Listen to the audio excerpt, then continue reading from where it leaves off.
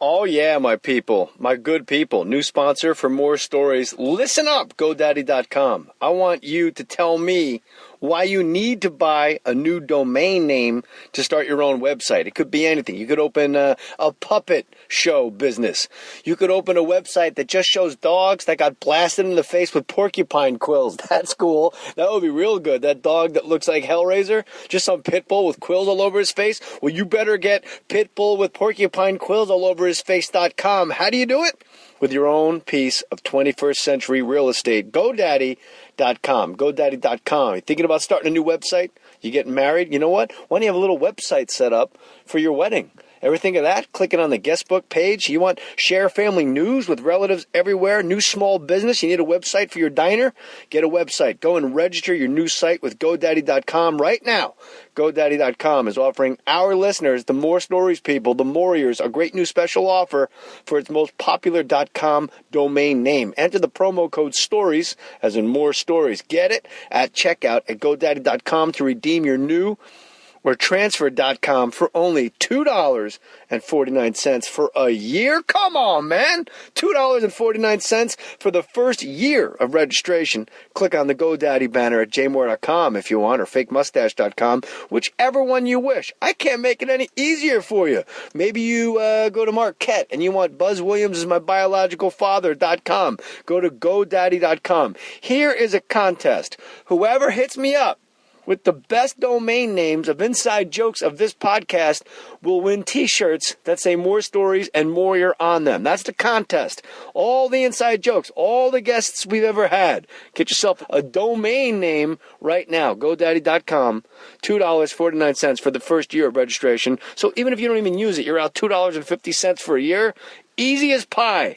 GoDaddy.com. Enter STORIES, STORIES, and I will announce the winners on the More Stories podcast months from now. Make them good, make them count. Some limitations apply. Please see the website for details. You just go to jmohr.com, click that GoDaddy banner. Make sure you enter STORIES. Let's do it. Let's have fun with this one. This will be good. Dig it. Love you guys. Now enjoy the podcast. Put your name on it. Just put your name on it. That's all I say. Be a man or a woman. Put your name on it. Well, I'd like to hear about it, potheads. How the fuck you gonna know how to be great if you don't study greatness? Look at the game change. Donuts. If you want a battle, it's either that you will or you won't. You know, you're not a bad-looking man, Mr. Gals. But you are, Blanche. You are in that chair. There's something wrong with us. Something very, very wrong with us.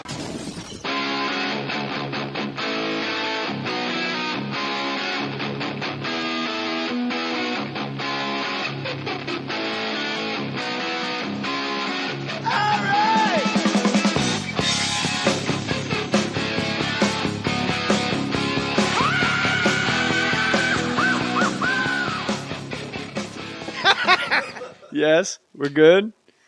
We're up and running. This is good. Jeff Cesario is an old friend, great comic. And apparently you can't do a talk show without Jeff Cesario executive producing it. Somewhere. How do you go from like comic, like club comic, to executive producing Brand X, Queen Latifah, what else? Luck. I started with Dennis Miller. Miller? We could do a lot of that Dennis today. Miller Live. I was on that show. You were on Dennis Miller Live? Oh, no, I was on the Dennis Miller show. The variety show that happened right before Dennis Miller Live. And it was fun, and it was great. Yeah. And he was like a hero of mine. And then somewhere along the line, he just got it in his head that I was somehow not an ally of his, and actually took a shot at me on Dennis Miller Live. Jay Mohr got a show on ESPN. If the little prick was just a little more famous, I'd spend more time fucking talking about it. Like I made his monologue. Like nothing happened. Yeah. Things, you know, there's like exit ramps sometimes that you don't know when people are going to take. But I got lucky. I was just doing stand-up with Dennis. We were old buddies. And he had that show, the variety show, or not the talk show, the syndicated talk show that kind of went in the toilet. And they pulled a plug early on it. HBO picked him up and just said, we want to do 6, and we want you to just kind of rant. And so he was kind of under the radar. And he said, Jeff, you want to produce my show? You know, I went, yeah, sure, why not? He said, all right, Bob, we start Monday, you know. And so I went in and I started essentially as executive producer. And I'm sure by the time HBO caught on, they hit the fucking panic button, and just were like, can we get somebody with some experience in here? Yeah, but they would have picked just some herb off of their trash heap, filing cabinets, of something that didn't work out. Right. Like, who's the guy from, insert stupid HBO show here. Right, exactly. It's been a long day, Who Jeff. did Brian Ben show? That's the one I was thinking of, you son of a bitch. Get him. But we lasted through the first two, and we got a great review out of the New York Times, and we had a killer second show with Jim Carrey, and we won an Emmy for it. Like, boom, second show in. Won an Emmy 2 times in our first 8 shows, which was insane. And from then on, it was... Well, then you're minted. You're a made guy. They open up the books on you. And I was a made guy as the guy who could handle tough comedy talent. All of a sudden, I went from a comic, literally within 8 months, can you do the Chris Rock show? We want to start a Chris Rock show in New York. And I almost did. And then I got asked to join the staff at Larry Sanders. And I chose that instead because I wanted to get into narrative writing. And you don't like blacks. Well, of course. That's the underlying theme. No, don't you love the fact that Jack Ruby got into the garage that day? Hey, boss, the guy that owns the local titty bars here has a handgun. Did you let him in? Yeah. Who the fuck were they turning away? When people always ask me, like, who are the comics that really shaped you? Like, because there is no comic. Like, when you're 8, you listen to a certain record. Like, there's a couple guys that have that story. But for me, it was just a melange. Like, everybody that was ever on Star Search, yourself included. I never did Star Search. Like I said. I fortunately steered around that one. Me too. But Dennis Miller, the Off-White album, was the one I listened to as much as I listened to the Beastie Boys' Paul's Boutique. That's a hell of a compliment. And just obsessing over how he must have obsessed over the words and the importance of where they go. And then Carlin, quickly replaced everybody as far as words and the importance of words and where they go and why. Dennis, it's so natural for him. I don't think he obsesses. I think he well, you know more. Are you guys still friends? So you would know much more than me, obviously. But for me, I had like a tap out point when his second special, the black and white one that was at the Tempe Improv. Yeah. And he goes, he went on this long run. He goes, somebody stop me before I sub-reference again. Yeah. And when he said that, I went, oh, he's in on it. I don't want him to know that he's in on it. Yeah, but at some point he had to let people know that he wasn't trying to be the smartest man in the universe. He was just trying to be who he was as a comic, which has some, highfalutin mental capacity, but also an ability to sort of poke fun of himself. Him going on Monday Night Football was a complete lose-lose. And I know now the reason he turned on me, maybe he didn't turn on me, I just know I was in his monologue as a little prick. But I said I don't think Joe Sixpack wants to go into dictionary and figure out who Twyla Tharp is, but we'll see. But then they put me up with 2 other comics that like smashed him. Yeah. So I was in that little sidebar of 3 comics saying it won't work. Yeah, I really thought there was a way that could have worked, but that's my nature, is to get in. But do you think he took it up a notch because it was Monday Night Football? Because it did get like really, it was pretty nuts. He might have, about 2 months into the gig or 6 weeks into the gig, he might have just said, fuck this, I don't know, but I know this. If they would have, and nobody even asked, touched base with me or anything, which was fine. But I'd been producing a show for 2 years, 3 seasons, whatever it was, and we were still pretty good friends. But I really thought if they would have just put him on the sideline and just let him do whatever the hell he wanted and turn him on and off when he wanted. Yeah. Now he's not in the booth with 2 guys who clearly aren't going to get him and aren't going to admit it half the time when they do get him. Yeah, it's a tough gig. For comics doing sports, it's I'm in a sweetheart deal now with the radio show because it's me. It's my show. But when you're with like sports guys, like actual athletes, and you do any jokes that if there's like a word they don't get, they just shut down completely. Yeah. Or they assume they don't get it. Like I'll give you a perfect example. Michael Irvin, Marshall Faulk, A and Z. Complete opposites. like Michael Irvin, if he doesn't get it, he just laughs and he'll say like, "Man, you're crazy. Like this is fun. I don't know what you're talking about, but this is great." Yeah, right. And then Marshall Faulk just stares at you like Mike Singletary, like he's gonna kill you. And I remember at the Super Bowl once, I said, "Just because you don't get it," like I was so out of ammo. And it was on camera. I go, "Just because you don't get it doesn't mean it's not funny." You're just on fumes. Yeah, it's a tough, and especially like those old guys that he's like hanging around Al Michaels and relatively old mentality. Mm-hmm. Absolutely.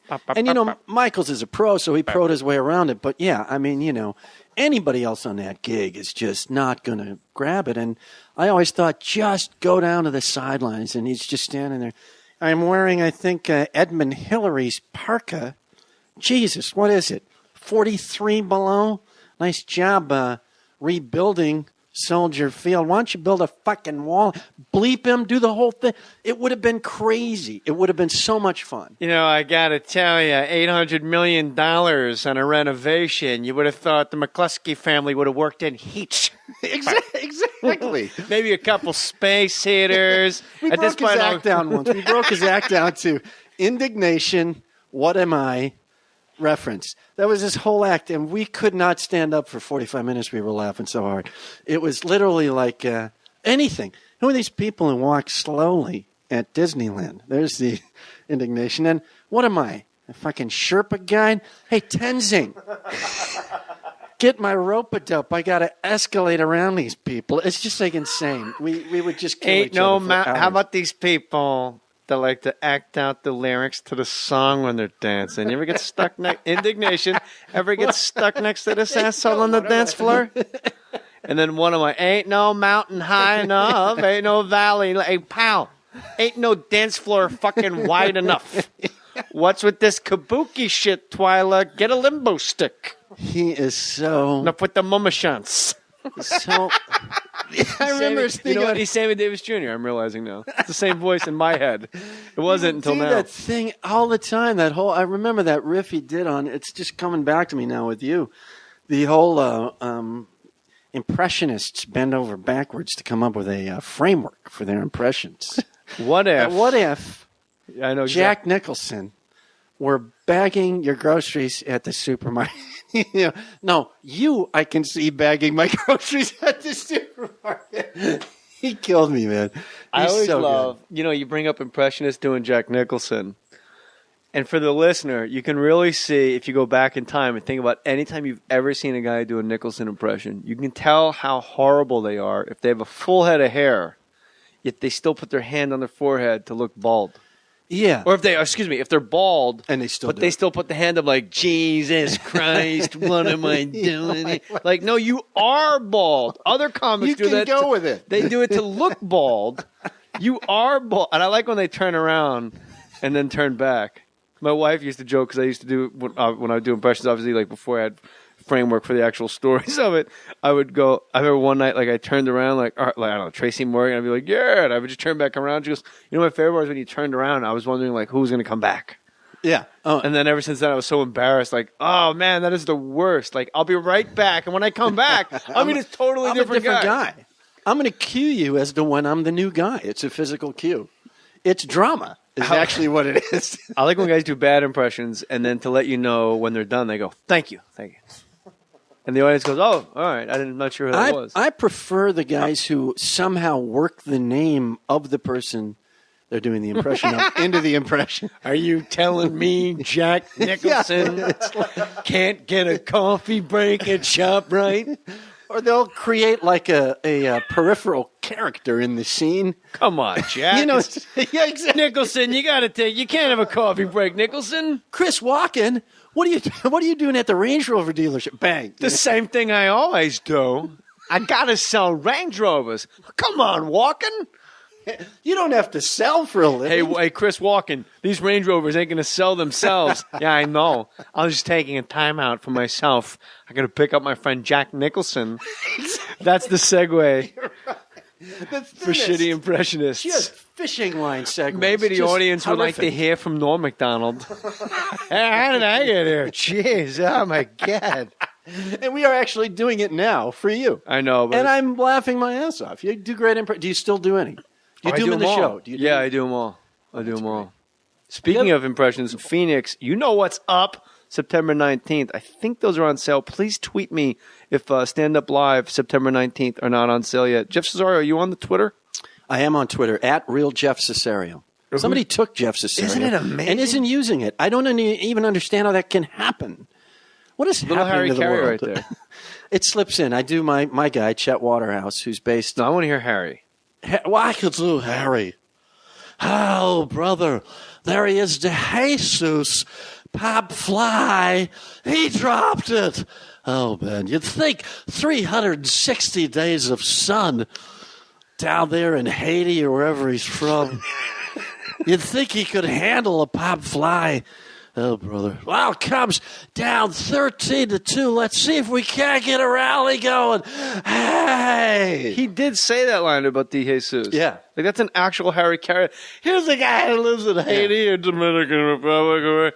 And he drops a pop fly in the sun. I don't get it. I love those guys. I was fortunate to grow up in just a great area for sports. You're Jack a Chicago Brickhouse. guy, right? I grew up about an hour north of Wisconsin, Kenosha, Wisconsin. So I was actually a Braves fan when they were in Milwaukee.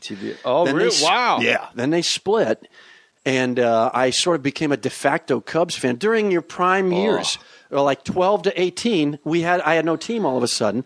So I voluntarily moved over to the Cubs. And then I realized like 10 years after that, I go, what the fuck was I thinking? Yeah, they're the worst. And I just stopped and I moved to Minnesota and I started rooting for the Twins. I said, Twins are that's good it. to root for. And But Jack Field's- Brickhouse was priceless with the Cubs. He did another great faux pas that he would do the 10th inning after every game. And he would try to interview a player, and they had Steve Ontiveros, the first Steve Ontiveros, and they had just acquired him, the Cubs. And he goes, my guest is Steve Ontiveros. Now, Steve, big 5-2 Cubs win today with you've got Ivan De Jesus and Davey Rosello and whoever the hell else it was, Andy Fernandez at first base. Now, being able to speak Spanish has to be a great, great advantage to you out there in that infield. And literally, Ontiveros looks at him and he goes, Jack, I was born in Bakersfield. I don't speak a word of Spanish. And and he didn't care. Those old guys never cared. He went, well, hell, okay. Now, take me through the 9th inning. He just went on. I loved their ability to drop the fucking plow blade and just keep going. They just go. They don't care. I had another great guy in there who did Braves and then did Wisconsin football when I was a kid. I'm a huge college football freak, and Wisconsin's my team. But, when I was 13, great logo. That Badger, man. Yeah. That's one of the good ones. Yeah. And before that, it was just a block W, and they would get their ass kicked every year, 66-3 by Ohio State. But Earl Gillespie would make it sound exciting. He would literally like, there's the kickoff from Illinois. Billy Merrick under it for the Badgers at the 5, churning, spinning, driving to the 6. He'd go, Earl, he fucking fell down. Dropping the plow, as you put it, drop the plow blade and just go, and they didn't care. Don't you think now, I'll ask you, Jeff Cesario, it seems there's certain comics, Louis C.K.'s one, Corolla's one. There's a certain group of guys, they can say whatever they want, and they're almost like Teflon. Where, like, if I tweeted what another guy tweeted, or if you tweeted, like, we would just be out of the business. Is that just because the people that would go after them know that these guys don't fucking care whatsoever, like drop the plow blade and go? Whereas I would be like, no, it's comedy. See what you got it all wrong. You would go into an analysis. I love black people. Like, what? How? I'm in show business. Hang on, let me pull out a schematic of that joke and explain. Yeah, like, no one's going to go after Dennis. No. Don't you love the fact that Zamad replaced Terrio? It's interesting. Favorite. Some guys have sort of a PGA exemption card where they get, 10 years free on certain arenas of comedy. And good for them. I mean, Adam worked extraordinarily hard to carve out that guy thing, And now I can't even believe it when people respond. There was some big brouhaha because he said women weren't funny just like 2 months ago. And I went, are you kidding me that you would bother to respond to that? That's who he is. Like when I called in, I can't remember how long ago, your radio show, I just thought, let me load up here. 82 was. That's right. I had an Oscar Gamble reference in there. Yeah, the big fro. He's here in the garage. He's on I that know. right I there. saw him. Yeah. I saw that You board. got I checked recognized out. every one of those. I got The excited. only time you see Oscar Gamble, Rick Cerrone, and Dimitri Young on the same placard. Jerry Scott. That's a brilliant pull. That was a team I rooted for a while. If for the Montreal listener, Expos. it's an all Afro.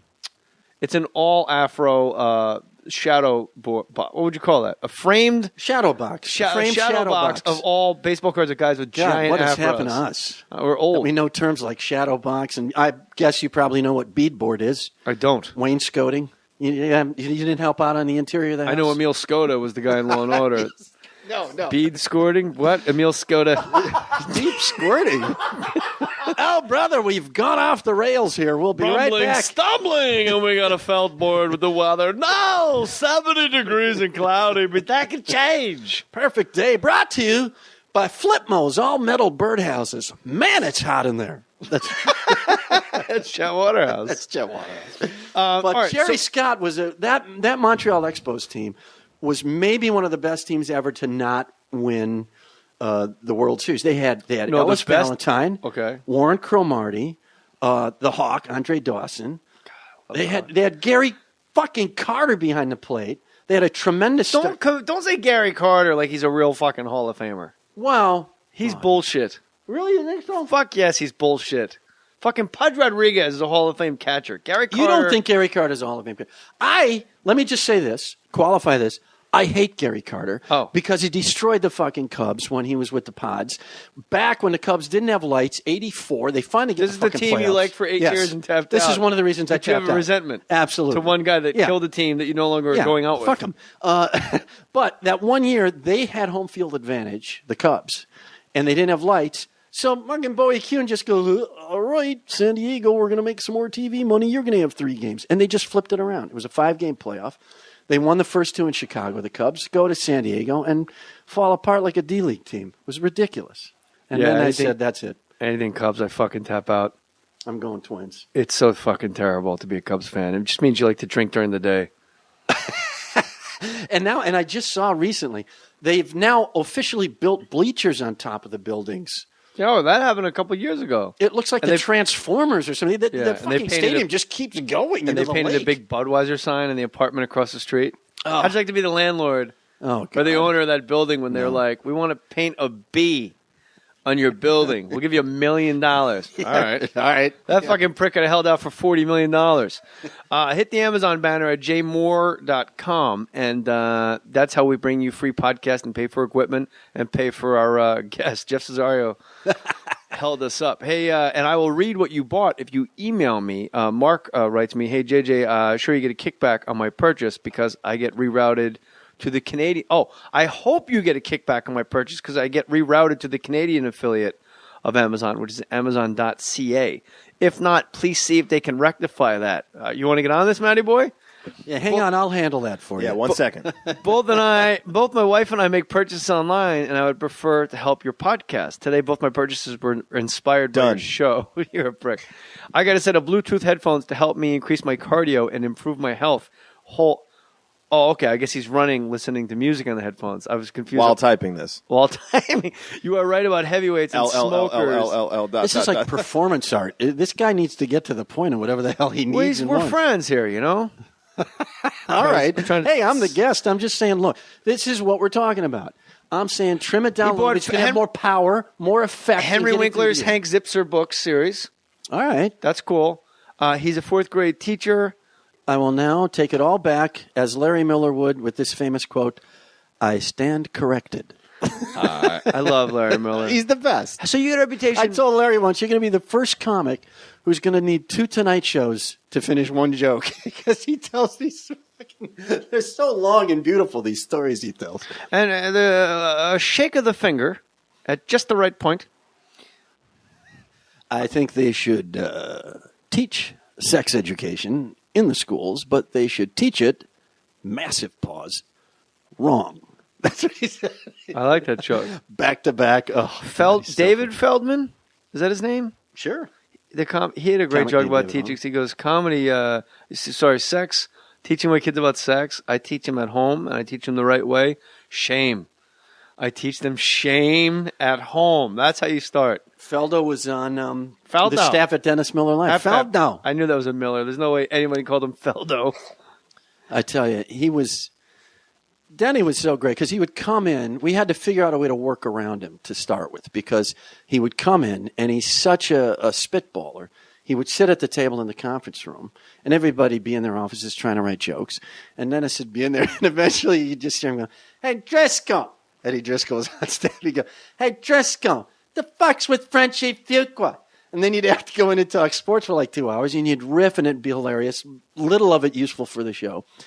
So then he got a movie. He was very hot at the time, got a couple of movies, and he had to go to Toronto. You got that huge, something about Sandra Bullock, some Sandra Bullock movie he did. Before that, he had the Michael, She Harassed Me, the Michael Douglas Demi Moore movie. Yeah. Something about losing $4 billion, saying that to a jury gets stuck right here. Yeah. You made the trailer. Boy, he was good, man. He was good for that guy. He used to say, "I got a very, very, very narrow acting range." He was right, but he would kill it. So we went to Toronto, and we figured out a system where from then on, he would just come in Thursday night. We would do the show Friday night. Would you guys just mail him jokes by snail mail? We wouldn't even do that. A postman? We would fax the rants so he could put them together and put his thoughts in it and create a spine. Go off on a rant here. I don't want to get off on a rant here, but... I'm going into a mountaintop. They're going to a better place. That's right. I'm a charcoal briquette. He's so much fun.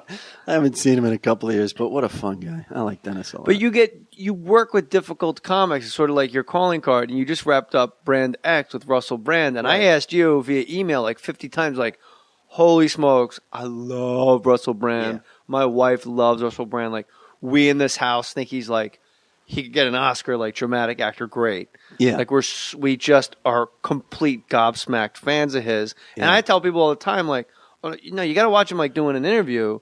Oh, he's other level intelligent and funny. And people are like, I don't like his stand up. I'm like, all right, I understand that because I watch his stand up, and I'm like, well, that's not the guy I just saw on Conan.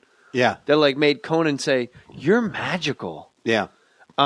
But he was the guy I wanted to go on his show because I wanted to come on the podcast. And then right when I asked you that, there was a flip where he decided he no longer wanted guests.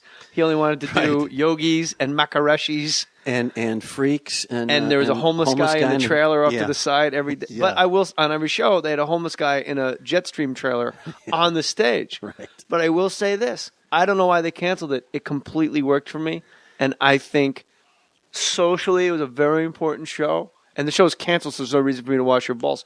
The show's right, exactly. I thought socially it was really important, and I thought it was hysterical. And the way you need to talk more in this podcast. The more Russell Brand, I like it. The way he would do the show, like when he had the two guys that were going to go suck each other off backstage, and he was going to film it, and the audience almost rioted. Yeah, and they're like, "We're going to leave," and he's like, "No, we're going to show it."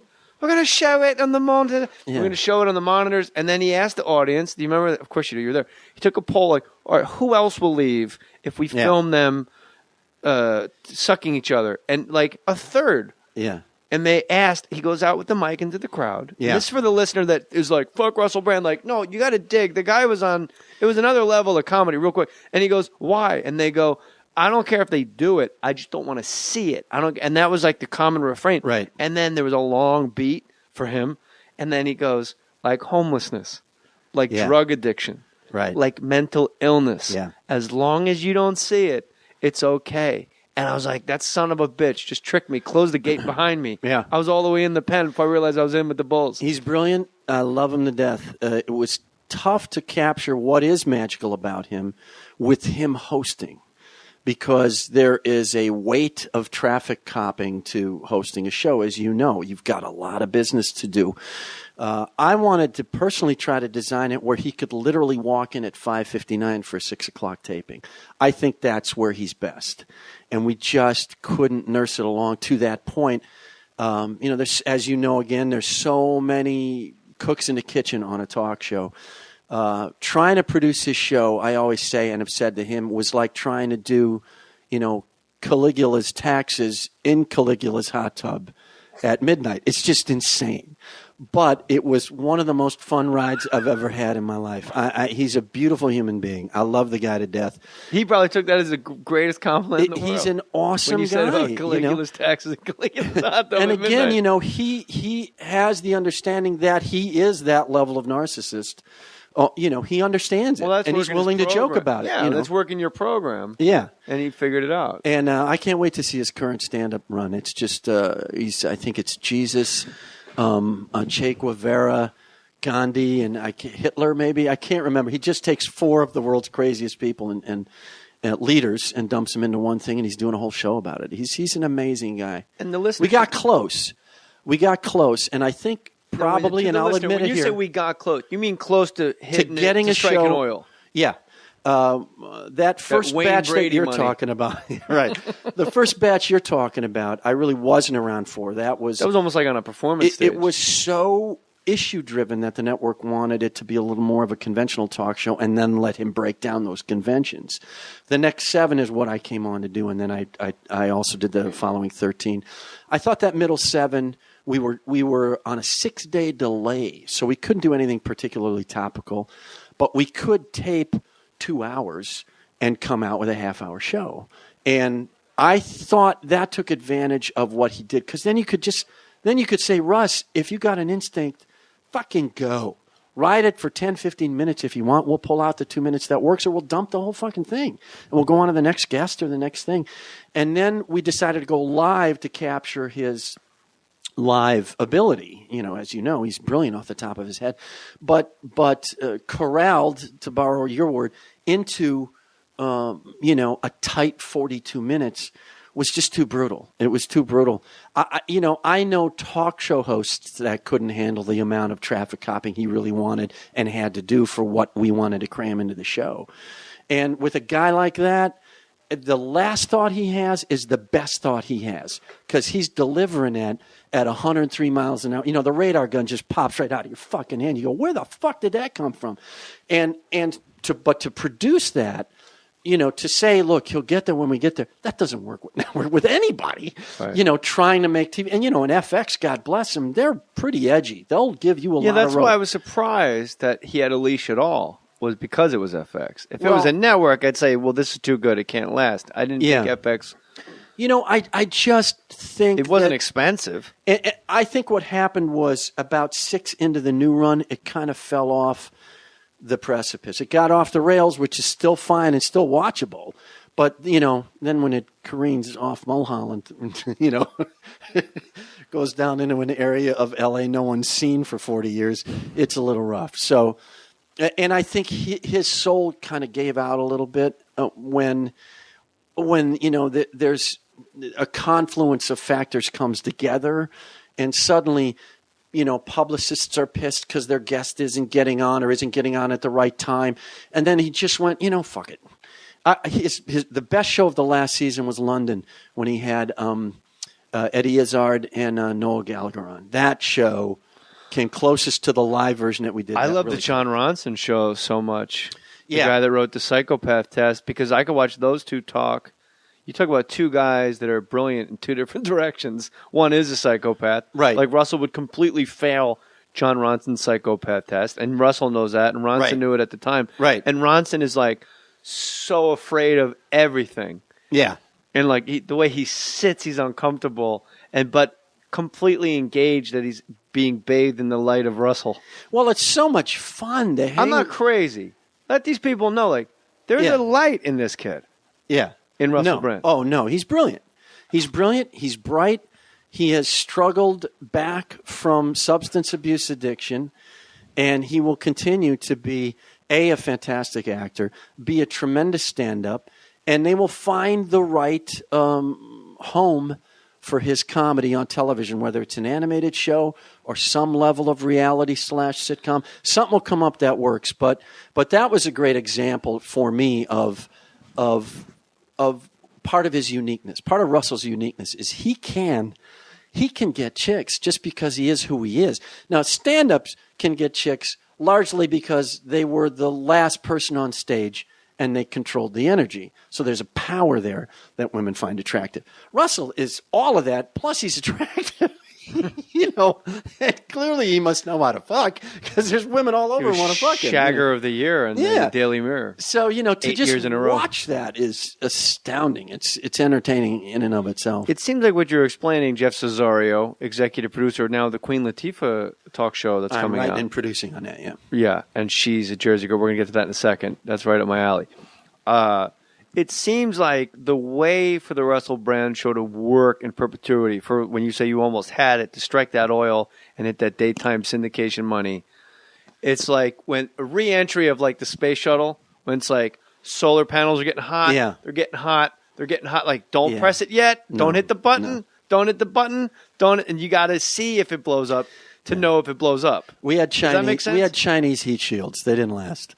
They just didn't last. Let me give you a better example. Wally Schirra, when he took off from... Sorry. I'm with you. I almost did it. Are you really? A Coke Zero vanilla spit take. all over I'll go anywhere on references. I've been well trained. But it's a serious reference. I didn't even try to do... let me dig this on you, C-section. Wally Schirra, babe, sneezes in a space helmet. I'm doing Sammy Davis Jr. I don't know what the fuck I'm doing. Wally Schirra, when he took off, whatever the flight was after Gus Grissom got killed. Yeah. He took the rocket and he hit all the boosters, and it got about 16 feet off the launch pad and didn't go any farther. Do you remember this? I don't. Historically? No, I don't. And he had they were telling him eject, eject, eject, eject, and he just went, no, no, no, and the thing went back into its fucking holster. And he saved NASA. Otherwise, it wouldn't have been his turn. Then they rotate the astronauts, and it's the next crew. But he went up in Apollo 3, I suppose, which is the one where he was banned from space after that because he was a real motherfucker.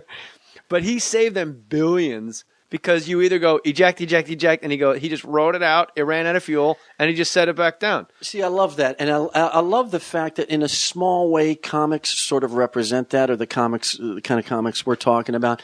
There is a shoot from the hip, drop the plow blade, Rat Pack sort of, let's move forward. I got to apologize. Fine, I'm sorry. Boom, I'm going I got to forward. see if it explodes to know if it explodes. Yeah. And comics, good comics, share that mentality. I'm going forward. I'm just going forward. What if it doesn't work? Well, I won't know that until it doesn't work. Yeah. And the only way it's going to work is if I'm on thin ice and I'm not looking backwards. I'm just looking at the other shore, and I'm going to fucking reach it. You don't know about Wally Schirra? I don't. I didn't know that. Apollo 3, he finally gets up in space. He did. Remember, he was the astronaut that did commercials for, like, Sudafed? Yeah. And he was in a suit. He goes, how'd you like to sneeze inside of one of these things? Just a big fucking okie. He's like, how'd you like to sneeze? And he's holding his helmet. Do you remember those commercials? Yeah, I do. Vaguely? I remember those. Afrin or one of those weird nasal sprays. And what happened was he got all the way up into space. And once he finally got up in Apollo 3, he should not have been going up because Apollo 2 was a shot and he just blew out. But then they go, okay, this is Houston. We want a little change in the flight pattern. We're going to have you rotate the limb, 5.2 clicks, 3, and he just interrupted and went, that's a negative, Houston. Ah! And they were like, they gave it to him again, and he goes, that's a negative. And they're like, is there something wrong? He goes, no, we're all set. And then he just left and got back, did something else, and came, but he didn't far to go. And they're like, all right, we're going to rotate counterclockwise at a clockwise on the east. And he goes, that's a negative. And he told him like 3 times. And they got like the Colin Powell of the day on the mic to go, son, you're being given a direct order. He said, you can order me when I'm on land, but I'm on space. I'm on space. It's what it's all recorded. Because I did From the Earth to the Moon, and I got to talk to these guys. Oh, you I got did? to hang out with astronauts. And these guys were like, oh, Gus, we all grieved Gus so bad. And his reasoning was, Gus Grissom got so much shit because he let a fucking capsule sink. The guy went to space, came back, withstood the heat shields, re-entry, landed in an ocean. Let's just give... Hey, you didn't land in New Delhi, India. That was kind of cool. You landed in the water part. And then it filled up with water, and he goes, whoa, and he just jumped out and started swimming, and they're like, how the fuck do you let this thing sink, Gus? And then he was like, and then he was vilified, and then he died. Yeah, it's appalling. And then he burnt up. But sorry, real quick, Wally Schirra's whole thing was like, that guy fucking died. This is going by the book. I'm not changing a fucking letter, because when I come back, I don't hear any shit. And then on re-entry, they go, this check, solar panel check, gloves, check, helmet, check, the other 2 guys, and he didn't answer. because he went up with a head cold, didn't tell anybody because they'll bounce you from the flight. But he knew if he had his helmet on and if he sneezed inside his helmet, it would block his visor and he wouldn't be able to take his helmet off at 200,000 miles an hour. Jesus. So he re-entered with no fucking helmet on. He was an animal. You got to love the balls. Crazy. You got to love the balls. Like these guys now, they go up, they float around, they think they're big shots. Big deal, Mr. Spaceman. Look at me, I'm the Spaceman. It's crazy, but I love those guys. I love the balls on those guys. And that's where, I mean, you got to have balls. It's the last outlet certainly in show business and maybe in all of entertainment and perhaps in other fields as well. Stand-up is like, all right, I don't give a fuck. Get out there and make people laugh. Patrice put it best when people were saying like this, like you can't talk about rape, you can't talk about this, you can't talk about this. And he goes, I don't even want to talk about it, but I got to know that I can. Yeah. Like you can't take the wrong, like he did something about monkey bars in the playground. Like I got to know there's another, you got to let me swing to at least feel out there to see if the rung is there. Right. Don't tell me it's closed. When you do stand-up, do you do improv? Do you get out in the crowd or fuck around from stage or do anything with the crowd because I don't want anybody to ever feel uncomfortable at a live show because it makes me so uncomfortable if I'm in an audience and a guy starts going through the crowd. I'm like, oh no. And if I feel that way, I can't imagine how Herb from accounting feels, man. Yeah. Like if you're just some guy with a date, like don't fuck this up for me, dude. Because I know my shirt's too tight. I'm trying to dodge it all night. I didn't want to wear this to begin with. I just picked her up, and I'm like, this is my third date. I'm so trying to get into her pants. Just let me pretend to be somebody else for a little longer. You comb your mustache, Mike? Yes. I'll do it, and I tell you why. Because I learned for me that it's fun. I approach it like music. There's a prepared chart. You go into the crowd? I don't physically go into the crowd, but I'll work them a little bit. And I'll try to get off your usual, what do you do for a living kind of stuff and get into how did you guys meet or what drew you to her or anything like that. And I always try to back off it and help that guy. I'll say, look, I will get you in her pants. Trust me on this, And I won't ever go after somebody unless they've come after me so hard, and that hasn't happened in decades. But you're like the super friendly guy. I think because I played Bob Sugar, the moment I look down, I know this. The moment I look down, like when I walk on stage, they go, no. Yeah. And I have to do a disclaimer right when I walk on stage. I the seconds before I have to open with walk-in. Do walk-in. I have to go, I'm not going to pick on anybody just so you know. I don't care what you do, where you're from. I know you're from here. You guys, Milwaukee never showed up on my front lawn with a check saying, we're here, do it. Right. I don't know what you do for a living. I know you work harder than me. If you got to pee, go pee. Ladies, you want to go take a shit? Go take a shit. I don't care. Drop a deuce, girls. Do your thing. I get that added. And then I look at the first two rows and I go, you're already having a better time than you were 30 seconds ago. And they're like, yeah, he's right. But I could say, you're so kind that if you started going to the audience, I think I would almost be relieved, okay, I hope he gets to me. This is fun. Yeah, it is. I try to make it a good time. And then because I don't do it that much anymore, it's almost freeing in the sense that I just get to wander into chunks of my act that fuck, that's right. I had a whole 8 minutes on this. I remember 3 of it. I wonder what the other 5 was. Forgot about my space program chunk. That was Dennis's great line of any heckler. He got heckled once at the Comedy Store. This has got to be 84. And he just turned to he's killing. Guy heckles him. Dead stop. Screeching halt to the crowd. He looks straight at the guy, turns in that sort of stiff body thing he used to do. He looks right at the guy and he goes, sir, I'm incapable of human interaction. And he just turned right back and kept going with his act. I was howling on the floor. I could not take it. I like to take famous people through history and switch them up. For example, what if you took President Ulysses S. Grant and Cary Grant, the actor, and juxtaposed their positions? I think it would go a little something like this. Nah, I'm just fucking with you. I just wanted to get all the way up to the precipice and jitte back to Coolsville. Jitte. What the fuck does that mean? I think it's a ballet term. Jitte back to Coolsville. Back to Coolsville, yeah. But that crowd was so quiet when he goes a little something, because it was like, is he going to really combine Ulysses Grant? Yeah. I was like, oh, wow, this will be so neat. Yeah. Boy, there are guys like that just hit you. I remember when we connected, it was before anything had happened to either of us. It had to be 84 here in Los Angeles at the old... Same year that you called in the radio show. What's that? Same year you called in his radio show. 1982, you called my radio show. Yeah, that was right. We talked about it earlier. Yeah, a couple of years after that. Thank you, Matty boy. Cesario's all fired up on the hippie lettuce. He doesn't know what's going on. It's a mess. No, I don't know where you guys are. You'll edit this. Laugh Factory. No, L.A. Cabaret up in the L.A. valley. Cabaret. That was the one on Ventura Boulevard. Yes, and Dennis and I had finally gotten... Fucking Fraser Smith's pressing me for an extra 5 minutes. Something resembling decent spots, 11 and 11:15 or some shit. At 10:59, Skip Stevenson walks in, and this From is Real People. Yes, he's huge. He's sky high on coke. He's just flaming. Walks right up on stage, blasts out an hour and a half, 2 hours, whatever the fuck it is. It's 1:30 now. We get up. This is when we bonded. Dennis and I had known each other a little bit. We sit down in the back of the room to watch. Dennis is catcalling the shit out of him to me. He's just leaning over. And this will work next to that whore he works, or whatever he was saying. Just killing him. When's Sarah Purcell coming to come out? Exactly. I'm on the floor. I can't. And here's where I knew in his pocket. I love Dennis Miller was he got up on stage at 1:30 when the place is cleared. There's 3 people left. He said everything he said to me on stage. And I thought, that's some fucking balls. That, he didn't care if Skip was in the room. He didn't care if the owner was there. He just said, this is bullshit. There's some fucking people trying to get, a chance to do some. He just went off on him. It was fucking brilliant. And I said, like guys like that are so huge back then. Like Skip Stevenson was so big. It was him, Sarah Purcell, Byron Allen, or was Sarah Purcell, and That's Incredible. I think and I John got it right. Davidson. No, that's remember Incredible. Those That's shows. Incredible was John Davidson.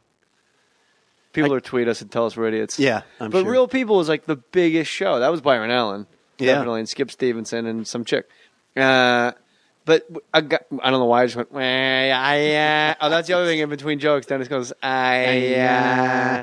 What is it about guys like Skip Stevenson? How do you get unfamous? How do you get that unfamous? How do you disappear? Well, he died. I think that's what took him out of it. That'll slow you up. That'll take you right off the rails. That's too bad too. He's just hitting his stride. I just saw him in 1986. How could he be dead?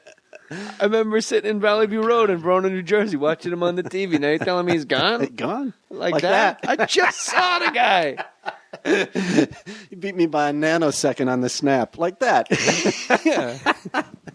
I loved, coming to town. I remember seeing Michael Keaton. People don't remember he did He used stand-up. to read Bazooka Joe comics on stage. Fucking brilliant. Yeah. I was like fresh off the turn-up truck. I'm standing in the back of the original room at the Comedy Store, which is, it's just like a black hole. I mean, the Comedy Store, the energy there is so weird. It's haunted. I'm just like, oh, what's going on next? Who's going on next? And they introduced Michael Keaton. I'm standing right next to him. I don't know him from Adam.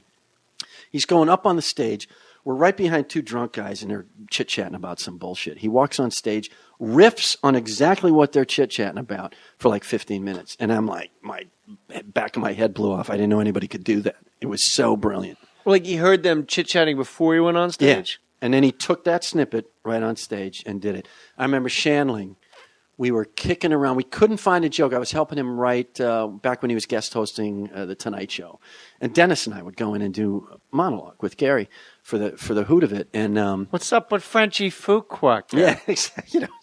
So Shandling and I are walking. Oh, that's right. Miller's a Pittsburgh guy. Yeah. All right. We're walking to the stage, and Gary finally comes up with a joke to lead the monologue.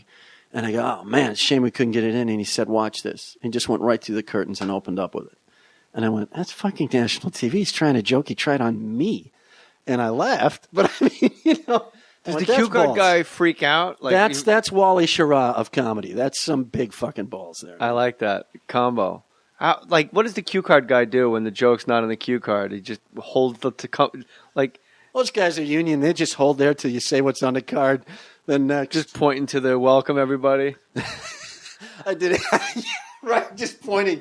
You're right here. You want to be right here where it says, good night, everybody. Welcome aboard. I did a young comedian special with Bob Hope in 92 after his first stroke or whatever it was, and he had come back enough.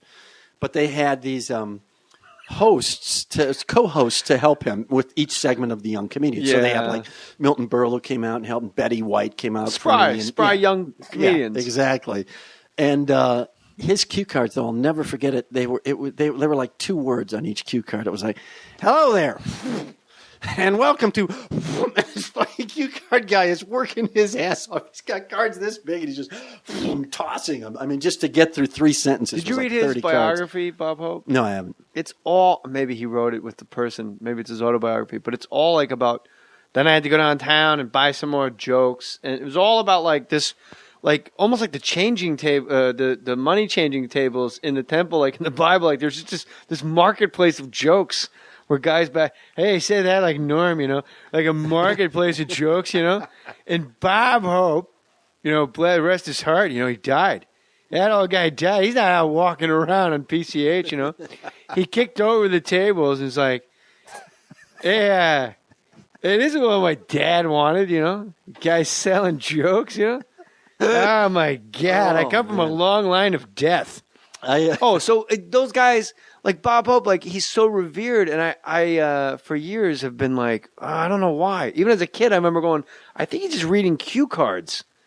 Yeah, but what he did was combine all of that. And that was back in a time when selling and buying jokes was quite common in comedy. Well, why'd you stare at me when I brought up because I was doing Norm? I didn't want to step on you doing Norm. That was a brilliant... Because you've worked with a lot of comics. Yeah, it was brilliant, and it just reminded me of the time... Jay Mohr Talk Show. Do we hit it?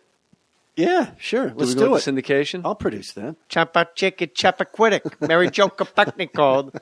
She's like, where's the fucking scuba suit, Ted? Sorry. Norm's leaning outside the wall at the Laugh Factory. This has got to be probably 8 years ago now. And I go out and see Norm, and he says, Norm, how you doing? He said, hey, great. And we chit-chat for a little while. Then there's this pause, and he looks up, and I'm staring at him, and he's leaning against the wall. We're waiting for sets. And he just goes... Can you fucking believe this shit?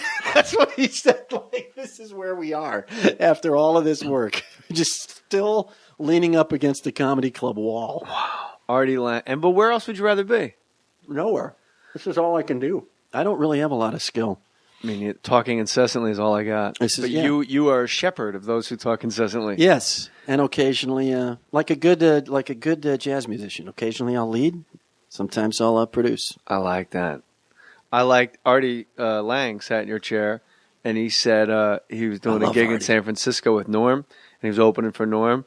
And Norm goes, hey, we're in San Francisco. Like, they're like, all right, you guys ready for your show tonight? Like, literally, all right, woo, let me hear it, woo. All right, your first comic tonight. He goes, hey, hold on a second before you go out there, Hey, you're in San Francisco, And he's like, yeah. You may have seen him. I'm like, hey, don't do any of that fag shit, all right? And he goes, what? He goes, yeah, just don't go out there doing any of that fag shit. Have a good time and all. But don't do any of that fag. Artie Lang! Hey, no, I'm being serious now. Like, don't do any of that fag. Artie Lang, everybody. Yeah, just go out there and do any fag. And Artie, like, for 20 minutes is just like, I didn't even know I had any. Like, he doesn't even know what, it's like Norm's so wormholed into his head. That all he did was... And he's nothing. And like then he's afraid to curse, and like everything he says is a double entendre, and he's like in his own head. And then and he's like, what the heck? And he gets off stage, and they introduce Norm, and Norm goes, hey, you guys have a lot of AIDS up here.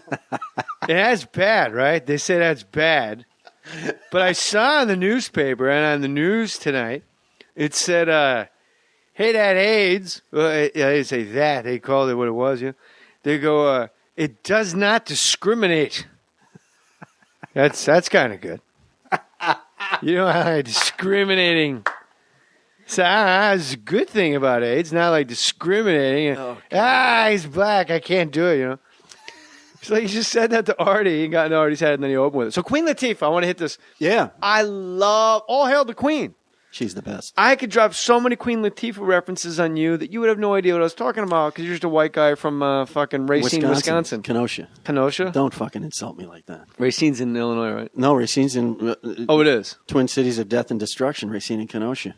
You've heard of God's Country, which is the other side of the state. I grew up... Gangster side. American Motors was the big factory in my hometown. It employed 30% of the people. It was just, and American Motors built the fucking Pacer. You remember that car? I do remember it well. Yeah, what did your dad do for a living? Was he a My legitimate dad was a businessman? photographer. Really? So he shot like portrait photography, class pictures, teen nudes, anything. No, don't teen. Well, a little too quick on that. he hasn't passed away, so I haven't got into the archives that are buried under the Skip floor. Stevenson and your dad.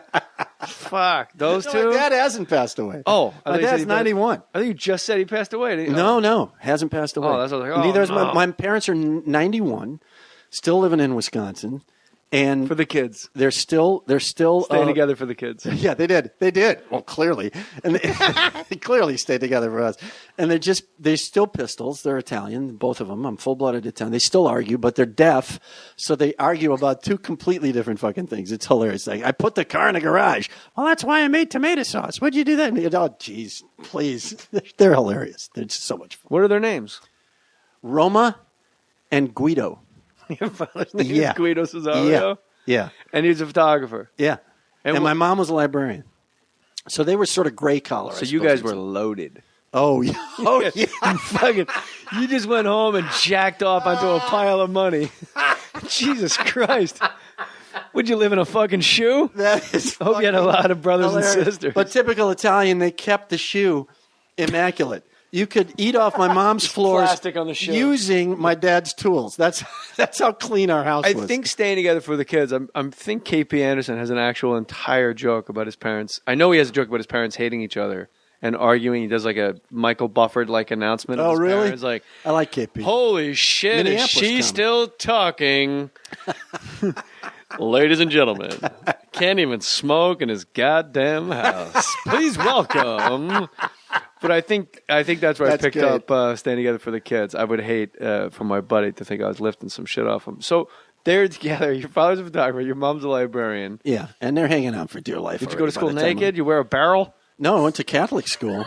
So you could wear the same uniform every fucking day. Jesus Christ. Yeah, I know. That's like no income. Seriously. No, it's a brutal. Librarian and a photo. Yeah, you're in negative. You're in negative income. A photographer. Yeah. Get footage. Go in your mind in detail and get footage. And he had a temper, but he would never blow up. Really, I remember never very in the few dark times room. with us. Never in the dark room. But I would remember never in the dark room. That's Come hilarious. on, these are good. And that's back. That's a great fucking photographer joke. Never in the dark room. No, not I think here. the chemicals got to him because he once in a while he would go down in the basement, down those stairs, and I would just hear him on the way down going, "God, sucking son of." Just every fucking cuss word in the world. I know what it was. It was his knees. His knees hurt. The stairs hurt his knees. Sure, I he got needed- bad feet. When I go downstairs after a run, I'm like, oh my God, mother. He needed arthroscopy is what he needed. What does Would that have mean? Cured the whole thing. That's the knee surgery. That but he they just hasn't take had a it. little pen. They're in their 90s. I love them. Will they Yeah. come to the Paps? You think they'll buy tickets? We can't let them drive anymore. They would go. Really? Yeah, I'll have they went somebody to a pick lot of them my up. shows. Really? Yeah. That's cool as hell. It was really cool. And when I was living in Minneapolis, I opened for a lot of the great soul acts of the 70s in the 80s. Kiki Shepard, everybody. Keep it going. Seriously, like Gladys Knight and the Pips, Kool and the Gang. It was like crazy. One of the Pips is white. Yeah, it's pretty late in the run. Gladys Knight and Pip. But Gladys Knight now is hot. That's a hot ticket again. Is it? In Vegas? Oh, yeah. No, everywhere. That's, Really? It's a real Wow. deal. But She's there gold. you're completely correct. Like Dionne Warwick, Gladys Knight, there were like these weird, not Chaka Khan. Yeah, I guess so. There were like all those 70s soul ladies. Tony Orlando Tony Orlando's Chaka still way Khan. up. They just took a real dump like all through the 80s. But then in the 90s, like right now, if you want to go see Dionne Warwick, I'm going with you. Really? I'm You would missing go. that shit. Let's do it. Let's fire up the car. Get Head up Dionne to- Warwick on the She's- phone. She's got to be working in Indian casino somewhere. Chumash, Pep. She's working the Chumash. She's working Potawatomi. How was your meeting with Queen Latifah? You just meet her and just start doing fucking Chet Waterhouse at her? I'm sure that I did Harry for her the other day, and she fell over because she was going to Chicago, and I was just riffing off it, and it was great. Hey, look who stepped into the booth. It's Queen Latifah. UNITY. She never wears her crown. Oh, hey, speaking of unity, Cubs win 3 in a row. They're gelling at the right time of the season. Fly ball, it's gone. No. Oh! Oh, Grace, third safe. No, a Decky robber with the strikeout. Everything is reminding me of little Dennis Miller anecdotes. When I remember a time when Rob Schneider was just working stand-up in San Francisco. This fucking little prick thinks he's got a fucking future. This is back when you had those like 1 foot long cassette tape recorders that you recorded your act on.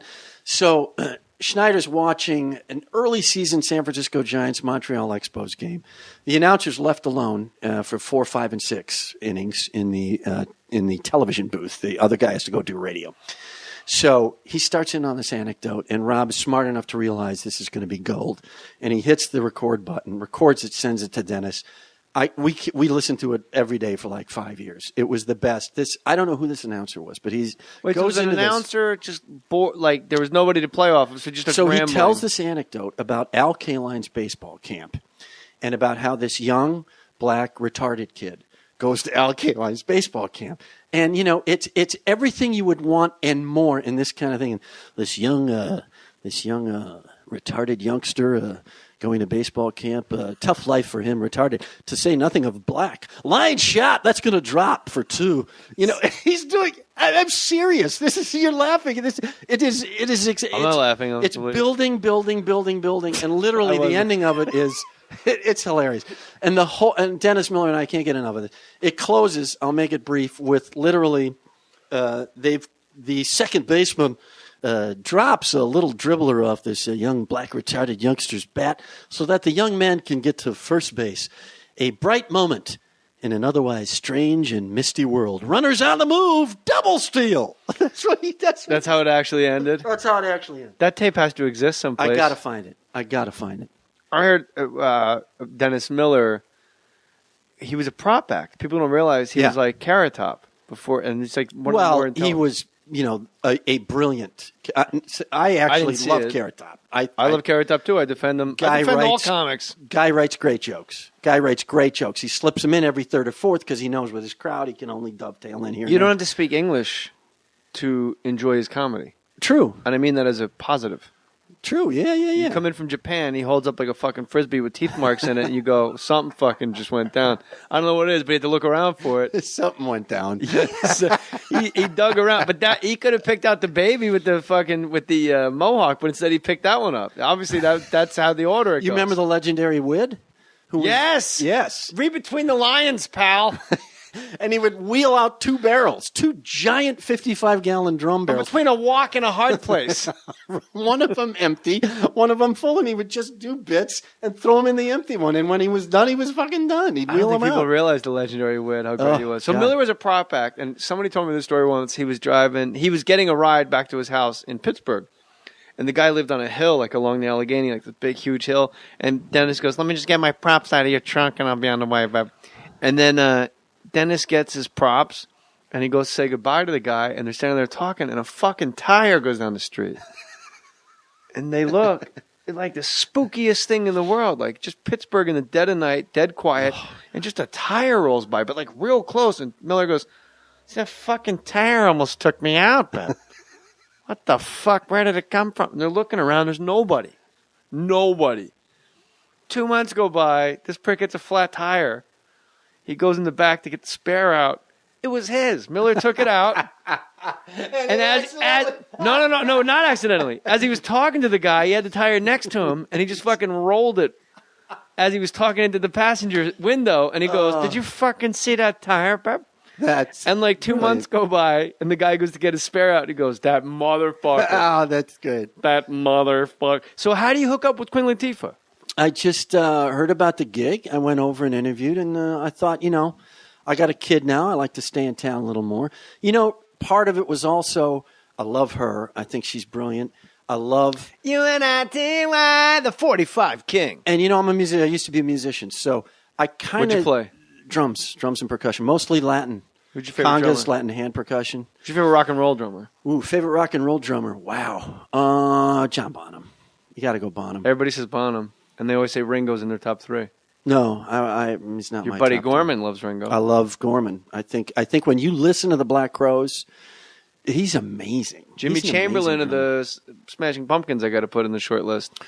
I've got rock and roll guys. That Well, Stuart Copeland is, of course, a fucking monster. Walking on the Moon, he never touches the actual skin. Yeah, right. Plays the side of the drum. It's unbelievable. Those guys. How come nobody ever mentions Ginger Baker?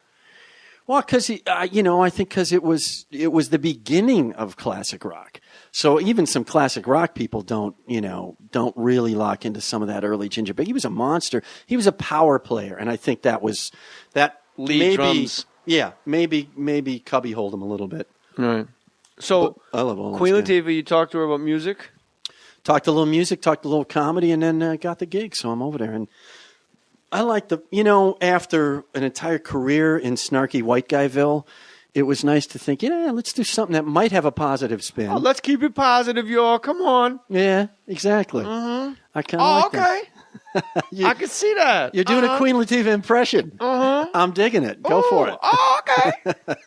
That's what we need more of, y'all. She has that vibe we're talking about a little bit, though, which is, give me the script, I'll do it. She's not like freaky, or she doesn't get all weird and I heard she's freaky, diva-ish. She doesn't get diva-ish. No, she didn't give a shit. I saw her at the. Give me the fucking sides and let's go, man. Why was I at the Grammys? Me and my wife were at the Grammys and we met her and she goes, yeah! Like people, when you're from the same town and you meet the person, not the same town, same state, but when you meet the person and you've never met, there's that weird like, hey, I'm in show business, you're in show business, so I'm just going to come up and fucking bother you. Yeah, right. Whether it's at an airport lounge right. or at the gate or on a plane, like, right. Hey, hey, Ryan Gosling, I don't know if you know this or not, but I have an AM radio show. But with her, I went up to Queen Latifah at the Grammys with my wife, and she goes, "Oh, what's up, Jersey in the house?" Like she knows what to say to let you know that everything's okay. Yeah, she's a very good. Is it going to be a daytime like Sharon Daytime Osbourne talk show? Starts September 16th. No, what is the secret? Because so many people. Shit, I was watching a Rufus Wainwright on YouTube, and he was on the Vicki Lawrence show, and I was like, wow, we really fucking scraped the barrel for people to do talk shows during the day. And I'm not joking at all. You know I'm not. But some of them hit. Like and if you thought Jerry Springer would hit, people would tell you you're crazy. Yeah. But that's the one that hit. But like Vicki Lawrence and like everybody that's ever had one. Like Rosie O'Donnell, like how could that not hit? Yeah. I think she'll hit because she's comfortable. People really like everything you're just saying right here. And that's what we're aiming for. We're not trying to turn it into a stand-up. Did she ever guest already? Because Russell's first guest was Anthony Anderson. Yeah, of the News Cycle, yeah. And I've done movies with Anthony Anderson and get along famously with Anthony Anderson. And with all respect to Anthony Anderson, you don't launch a show with fucking Anthony Anderson. Well, like that's Tom Hanks and Bill Murray. That's like your first. Those are the guys you call. Right. But as you know, this is all about booking. It's all about power. It's all about structure. But he wasn't on an FX show. No, but here's where Jim Jeffries. He could have had. Here's where we're Louis at. C.K. You want to understand what we're after. Here's what we're dealing with from an EP standpoint on that show, from executive producing that show. Louis C.K. New York wouldn't come out. Would perhaps do it when he came to L.A. for whatever reason. That wasn't then. Okay. Jim Jeffries was beautiful and wonderful enough to do one of our test shows, and for whatever reason, Russell said, "I like him, but much later in the run, if we do him, I don't want him early." And everybody else at the time, this is a month and a half out, are like, "Yeah, we'll get a bigger name." Comes down to it, we're not getting anybody for whatever reasons, and there's myriad of reasons. People don't want to come on. What can I push? What can I not push? And when am I going to get on? Russell has a rep as, the rock and roll guy. So there are a lot of people who may not want to come on and certainly may not want to do your first show. A lot of big names aren't going to do your first 6 or 7 shows, even though it was our, whatever it was at that point, our 14th show. They still, it's a new format. It's his 3rd format change in 14 shows. They're going to, maybe we'll come on, but let's see. It was a combination of everybody saying, let's try to do this. So suddenly we had somebody, I can't remember who fell out. And, that's heartbreaking for everybody. Most of all, your host. You don't want your host sitting there going, we can't get any fucking money. So we're trying to keep everything together. And Anthony's name pops up. We get a chance to book him literally the day before. And the second guest was Kathy Griffin. We got to pull the fucking trigger. And Kathy is a really good talk show guest. She's like Russell in that sense. She's a self-starter. You could drop the pin and boom, she'll go for 7 minutes. You got to you got to give her a caution flag to slow her down. I mean, she's great. And she was on the lot, and we did a flip flop. He did her show, then they drove over together and live and did our show. So that was a kind of a cool event kind of thing. But yeah, that first show you get backed into corners sometimes. Every day you went to work, and you got to hang out with Steve Jones of the Sex Pistols. That was amazingly fun. And I wasn't into that. Coming up, I listened to jazz and funk and fusion, and I was into what jazz guys Tower of Power. And, I've said for years, Miles Davis Kind of Blue is the single greatest thing mankind's ever recorded, and that includes anything anybody's ever said in space. Brilliant. And my greatest celebrity run-in was at the Emmys one year. I'm there. I go into the restroom to piss. I'm pissing. Tony Williams walks up next to me, to the urinal next to me, the drummer. Great drummer. Played with Miles Davis at age 16. Oh, 16. And I go, our dicks are out. I just go, listen, I'm a huge fan of your work. I'm Jeff Cesario. I'm a comedian. And he goes, I know who you are. Oh. You're really funny. And I went, all right, I'm just going to have a fucking heart attack and die in the urinal here if I can. Tony fucking Williams. I saw him at the Miles Davis tribute in 1990 at the Hollywood Bowl. And he was just amazing. He was a monster. He passed away, but not when I saw him. He was alive. He was alive then. Yeah, he wasn't pulling any Skip Stevenson crap on you. Him and Guido Cesario on the Skins, dual drums like in the Grateful Dead, dude. There you go. When does Latifah start? Who's her first guest? Or can you September 16th. I cannot. But I can say that it looks pretty good that we'll have Will Smith one of the first few shows. Oh, he cute. Yeah. And he's exec producing the show. Overbrook is exec producing Queen Latifah's shows. Who, Overbrook? Yeah. So that's his company, I'm guessing? Jada Pinkett Smith and Will Smith, that's their company. So they're together. They're rolling. Yeah. Don't believe the tabloids. No, they're rolling, man. You met Jada? I have. Sweet. I heard she's uber cool. Yeah, very sweet. Really nice. Sits in meeting. You can tell when you're in with people who have some clue because they will actually listen to the comedy and then go, yeah, I like that, or maybe tweak this or try this. It's been a tremendous process. I'm having a blast. Hey, Jada, why don't you do me a favor and put the comedy hat away? Okay, Bob? I can't even try on that one. It's too good. You've always been very kind, and we got connected. It made me feel great, We reconnected because we're both friends somehow with the drummer from the Black Crowes, Steve Gorman. Steve Gorman, that's our sports connection. Yeah, and now they're on tour. You're here. You're doing Latifah. Where are you guys shooting Latifah? Sony Studios. Down at I'm on West Side. Hey man, West Side, bitch. What's up? This may be a better fit. How about I come and do some? I'll sing. Oh, that'd be great. I'll come and croon, and you do a little Gene Krupa. You may be great, literally, for a segment we're kicking around called Celebrity Upgrade, in which we put out an ad for, in this case, it would be stand-up comedy lessons, something like that. We get the person in, they think they're going to be talking to Joe Schmo, who's going to teach them a little bit about stand-up. Boom, it's you. Now they're in a room with you, and they just upgraded to a real star stand-up comedian, and I think that'd be fun. That's way better than the last time a comedian friend of mine offered me a job. What was it? Jim Jeffries goes, I have a part in my new show, right? It's legit. Everyone sort of plays themselves, right? Like Bob Saget's on. This fucking cunt. He comes out. It's Bob. You're you. You're Jay Mohr there. But you're a convicted rapist. You've been convicted of rape. But did I do the rape? Oh, yeah, mate. You fucking did it, right? That was his fucking pitch. And him, we're at the amphitheater at April Foolishness watching other comics. And I'm like, whoa, wait, I'm sorry. You have my full attention. And Peter O'Fallon, the director, who also did Suicide Kings, is like, oh, it's going to be fucking great. You're you, but you got convicted of rape. It's great. I'm like, what the? How did Saget not get this? Yeah, right. Well, that's miscast. You're you, right? You're you over there, but Jay Mohr, and you've been convicted of rape. So clearly, you took it. Yeah, of course. I only can do what I know. Well, I'm a huge fan from the what was the show with the good old what's his name show? No, the oh god, the spiritual show. We used to watch that all the time. Angel, the Ghost Whisperer? Yeah, Ghost Whisperer. My wife and I. Yes. No shit. My wife and I, that was like a guilty pleasure. I was like, we would watch that. No, yeah. And then I'm like, oh, man. And then like 1 year rolled around, and suddenly it was Jamie Kennedy. I went, oh, fuck. I mean, I like Jamie, but I miss Jay. Think Gary, I'm married. And people are like, why'd you leave the show? I'm like, that's a promotion, dude. I'm Gary. Like my own show. It's like if I'm in the title. Yeah, I'm a ghost in Ghost Whisperer. Ghost Whisperers, I'm the guy who comes in with an Afghan and goes, are you cold? That was like what you would have to do. Before every take, I remember I'd always go like, all right, remember, this is really spooky. And it got to the point where it wasn't funny at all. And then I just thought it was great. I put the plow blade into the ground. My wife and I used to love watching that show, especially around the husband stuff, because there was one point where the husband died, and then another guy came in, and we couldn't keep them apart, so we would just call them Jim Don or whatever the hell. Jim. It's like the two Darrens on Bewitched. Oh, yeah, exactly. It was crazy. How about the mother-in-law? Every guy's got mother-in-law problem. She's a fucking witch, okay? You know my mother-in-law. She's going to live in the back house. By the way, don't look her straight in the eye. You'll turn to fucking salt.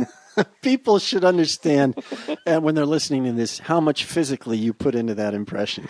I think you might have pulled a rotator cuff on that. Yeah, I did pull a rotator cuff. You're going to have to go visit Dr. Frank Job and get that fixed. In Alabama. Don't you like that the greatest surgeon in the world is in Alabama? Folks, there are guys in Alabama who are their own fathers. You talk about the shallow end of the gene pool, huh? Oh, God. My favorite Miller, well, they're all, is when he's talking about the Publishers Clearinghouse sweepstake winners. Oh, God, yeah. And he goes, you ever see a group photo of these people? How'd you like to be lumped in with the rest of these winners? You thought there were a lot of zeros in the prize. That's good. He was the best. He can still and now write. He's like, people just write him off as a right-wing nut. But don't fucking sleep on the fact that this guy can still write great was jokes. In the upper 1% of the up. He was Michael Jordan, Larry Bird, Magic. He was there. He was comedically. He was one of the 5 best comics, certainly of my generation or my half generation. Absolute razor's edge of what it was. I turned on some specialties, and he just pops out a line, and he just goes, "Went to visit my family. It's not so much a family, more like a tour group with secrets." I thought, man, he's still got it. The fucking guy can still write great jokes. Yeah, he's exceptional. And, well, if you ever run into him, you can go, Jay Mohr gives you credit as being his most influential comic ever. That little fucking cocksucker. That's what Jay Mohr, the guy that was for fucking Peyton Manning's forehead and half the fucking dick, eh? That's exactly what we would do with. We would joke that we would win one Emmy and then we'd see each other at the old folks home when we're both 90 and just go not be able to get a fucking word out. Old Miller would be great with his little tiny hands. Who has smaller hands, Norm Macdonald or Dennis Miller? Dennis. Dennis has a crazy. Chris Rock might have smaller hands than either. I got small hands. No, I'm going to flip this around and just keep teeing you up now. Chris Rock, I would say right now, is also that, but longer than Miller had it. Chris is fucking... It's unspeakable how fucking brilliant that guy is all the time. He's amazing. In conversation, like when he's in Comedians and Cars Getting Coffee with Seinfeld, he goes, it is bizarre what we do for a living. It is bizarre. It's not normal to get up in front. If you went to school to pick your kids up and your son had 500 kids around him, you'd break that shit up. Yeah, right. You think he was the devil, like he just goes on, and it's like he's right. If you went to school and how old's your kid now? 4.5. If you're 4.5-year-old just standing up and there are 400 kids just facing him going, you'd be like, don't do that anymore. Yeah, stop doing This is too bizarre for words. He's amazing. I remember when... Oh, freakish. It is freakish. Dennis, I believe, was one of the first fans of Chris when he got to New York to do Saturday Night Live in '85. And he said, you got to see this kid, Chris Rock. He does this joke about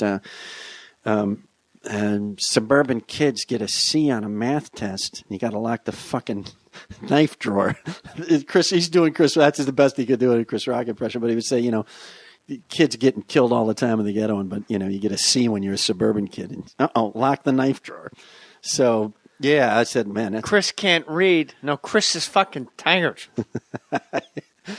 And I thought, man, took these are 2 brilliant jokes. buses This to kid can write jokes, so Yeah. I was happy to see a lot of success from him. He's brilliant, and he's also brilliant on the setup end of a joke, which a lot of comics don't pay much attention to because you just get the setup and get to the fucking punch. But Chris carries that pastor's rhythm into that. He will repeat a setup you fucking 4 crushed times. He'll repeat it. You know, man, what is it? A woman will look at you sideways. She will look at you He's talking sideways. about OJ. Your woman will look at you sideways. Look at your hair. That's a weave. You're wearing makeup, high heels. Y'all ain't that tall. You lying all the time. Now, you can't fucking miss this punchline for anything. You could be the dumbest person on earth. He set it up 5 times for you and made it entertaining the whole way. What note does Jada Pinkett Smith make in the room at that joke?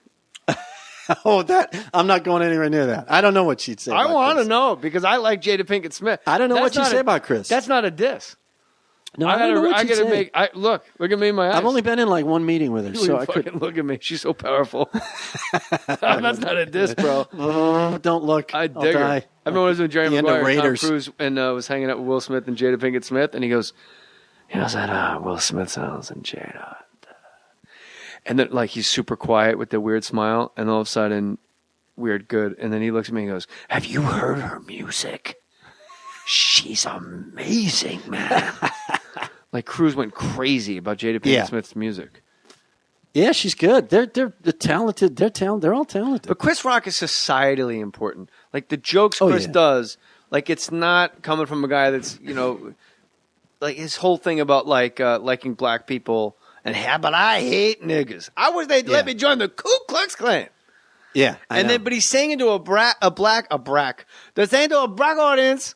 They're saying to a black audience in like the Charlotte Coliseum. It ain't like a little ass fucking room. Yeah. It's an arena where they play basketball and they are standing up and cheering the fact that they hate them too. And you're going as a white ticket buyer or viewer, you're going, oh, I didn't know this even fucking went down. Yeah, I know. And you're cracker. And like doing like who's more racist, white people or black people? He goes, black people are more racist. Because you know why? Yeah. Do you know why? Exactly. Why? Because we hate black people too. Yeah. And you're I like, take care of my kids. What do you want, a cookie? What do you want, a cookie? But like, I ain't never been to jail. You ain't supposed to go to jail. Motherfucker. Grand opening, grand closing. Yeah, I know. But the fact, like, as a white viewer, you watch Chris do stand-up and you watch the black audience respond and you go, oh, I didn't know, like, they had these feelings. I'm so ignorant to the culture. Well, the guts, again, tying it all the way back into that drop the plow blade and go. I mean, he was nowhere. I mean, I remember talking to him once because I worked on a movie idea of his that had been written into a script, and I was writing movie scripts, and I'd gotten an assignment to rewrite it, and I said, oh, this is cool, Chris Rock, maybe this will happen, And I finally ran into Chris, and he says, I said, hey, I worked on the script. He said, yeah, that's back when I wasn't in show business. So there was that giant period before that big special that catapulted him, where he just went away.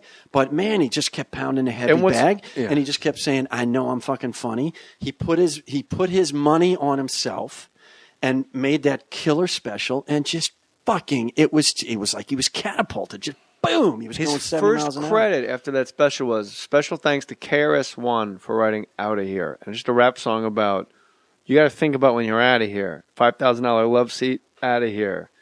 Range Rover, something, out of here. I've been a whole thing about, I remember how large these rap groups were, but they kept falling off. And he kept falling off. And then he names, like, in the rap song, like, Houdini. Wow. Like, weird rappers that were, like, cool mode, like guys that were so big, and they're just vapor gone. Yeah. Skip Stevenson gone. Not Skip Stevenson gone. No, Guido Cesario. Not a peep. Can't hear nothing. They just walk downstairs and they curse. Mumble. And Chris, look what he goes. He goes, a black woman, she's fat. She goes out every night. She goes, I got a gut. There's good pussy under this gut. Yeah. In her shoe. Looks like they're baking bread in her shoe. Anklet hanging on for life. He goes, you got a white woman weighs over 220 pounds. She ain't left the house in 3 years. Shit's amazing. I know. It's amazing. But he understands joke writing. That's why him and Seinfeld can hang. Why? Why would these two guys hang? on what universe do these two guys hang? In comedy. Both writing jokes, both saying, all right, I get it. And, Seinfeld's clean as a whistle. I worked for Jerry, and he's tremendous. He's unbelievable and wide open and friendly and one of the greatest laughs in the world. I never get tired of trying to make Jerry laugh. And I can do it with physical humor because he's so wordsmithed. And I'll just stand in a certain part. Like I did an impression of my washing machine repairman came to repair the machine. And I had some new Miele fucking super science machine with a computer in it or something. And he's got to look through like a 12-inch telescope into my washing machine, like a half-inch hole at the top of it to see what's wrong. And he's just leaning there, and he's just leaning there and he goes, yep, you're getting a new machine. And it's just like I said, what? He said, yeah, we're just going to truck a new one in and take this one out. It was a $2,000 wash. Yeah, we're just giving you a new machine. But what did he see in the I tube? have no idea. But I know I did that impression for Seinfeld, and he fell over. Just ants shoveling, anytime they look in like a little hole in a cartoon, it's just like an army of like mice, and they're shoveling. Yeah, exactly. Or they got backpacks, and they're like, "I quit." Yeah, Me too. Exactly. It's throw a Chinese miners from a 1930 movie. Oh right? no, you need a new machine. The black audience. Jeff Cesario, executive producing the Queen Latifah show. Dennis Miller show he did Russell Brand. Aside from that, he's a really great comic, and he's the real, what's the Twitter handle? At Real Jeff Cesario. At Real Jeff Cesario. And always we could be here till the sun comes up. Now, everybody that was ever on Star Search, yourself included. Yeah, I never did Star Search. Like I said. I fortunately steered around that one. Me too. But Dennis Miller, the Off-White album, was the one I listened to as much as I listened to the Beastie Boys' Paul's Boutique. That's a hell of a compliment. And just obsessing over how he must have obsessed over the words and the importance of where they go. And then Carlin, quickly replaced everybody as far as words and the importance of words and where they go and why. Dennis, it's so natural for him. I don't think he obsesses. I think he well, more. Are you guys still friends? So you would know much more than me, obviously. But for me, I had like a tap out point when his second special, the black and white one that was at the Tempe Improv. Yeah. And he goes, he went on this long run. He goes, somebody stop me before I sub-reference again. Yeah. And when he said that, I went, oh, he's in on it. I don't want to know that he's in on it.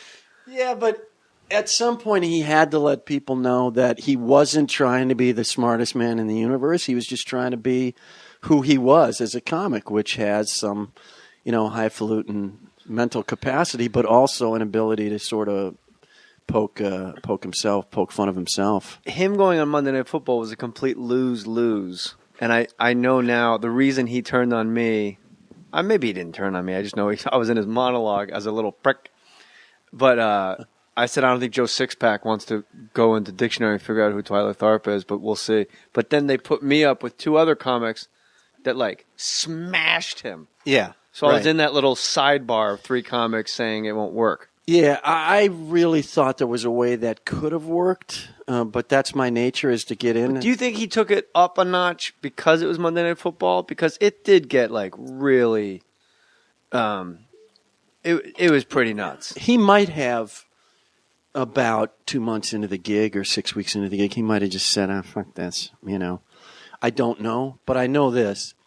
If they would have, and nobody even asked, show, the variety show, or not the talk show, the syndicated talk show that kind of went in the toilet, and they pulled the plug early on it. HBO picked him up and just said, we want to do 6, and we want you to just kind of rant. And so he was kind of under the radar, and he said, Jeff, you want to produce my show?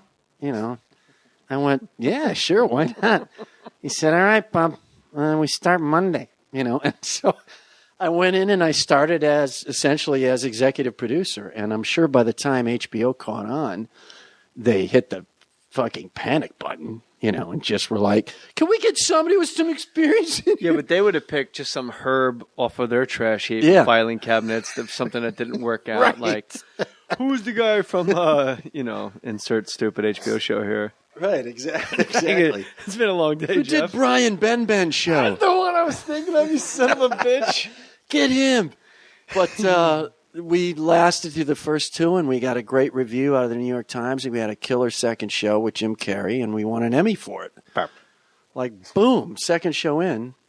Won an Emmy 2 times in our first 8 shows, which was insane. And from then on, it was... Well, then you're minted. You're a made guy. They open up the books on you. And I was a made guy as the guy who could handle tough comedy talent. All of a sudden, I went from a comic, literally within 8 months. Can you do the Chris Rock show? We want to start a Chris Rock show in New York. And I almost did. And then I got asked to join the staff at Larry Sanders. And I chose that instead because I wanted to get into narrative writing. And you don't like blacks. Well, of course. That's the underlying theme. No, don't you love the fact that Jack Ruby got into the garage that day? Hey, boss, the guy that owns the local titty bars here has a handgun. Did you let him in? Yeah. Who the fuck were they turning away? When people always ask me, like, who are the comics that really shaped you? Like, because there is no comic. Like, when you're 8, you listen to a certain record. Like, there's a couple guys that have that story. But for me, it was just a melange. Like, everybody started. Limitations apply. Please see the website for details. You just go to jmohr.com. Click that GoDaddy banner. Make sure you enter stories. Let's do it. Let's have fun with this one. This will be good. Dig it. Love you guys. Now enjoy the podcast. Put your name on it. Just put your name on it. That's all I say. Be a man or woman. Put your name on it. Well, I'd like to hear about it, potheads. How the fuck you gonna know how to be great if you don't study greatness? Look at the game tape. Donuts. If you want to battle, it's either that you will or you won't. You know, you're not a bad-looking man, Mr. Galson. But you are, Blanche. You are in that chair. There's something wrong with us. Something very, very wrong with us.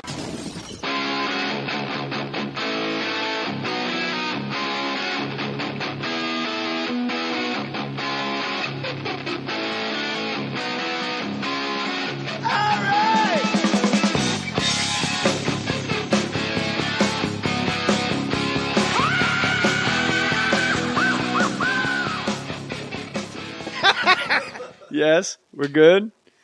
We're up and running. This is good. Jeff Cesario is an old friend, great comic. And apparently you can't do a talk show without Jeff Cesario executive producing it. Somewhere. How do you go from like comic, like club comic, to executive producing Brand X, Queen Latifah, what else? Luck. I started with Dennis Miller. Miller? We could do a lot of that Dennis today. Miller Live. I was on that show. You were on Dennis Miller Live? Oh, no, I was on the Dennis Miller show. The variety show that happened right before Dennis Miller Live. And it was fun, and it was great. Yeah. And he was like a hero of mine. And then somewhere along the line, he just got it in his head that I was somehow not an ally of his and actually took a shot at me on Dennis Miller Live. Jay Mohr got a show on ESPN. If the little prick was just a little more famous, I'd spend more time fucking talking about it. Like I made his monologue. Like nothing happened. Yeah.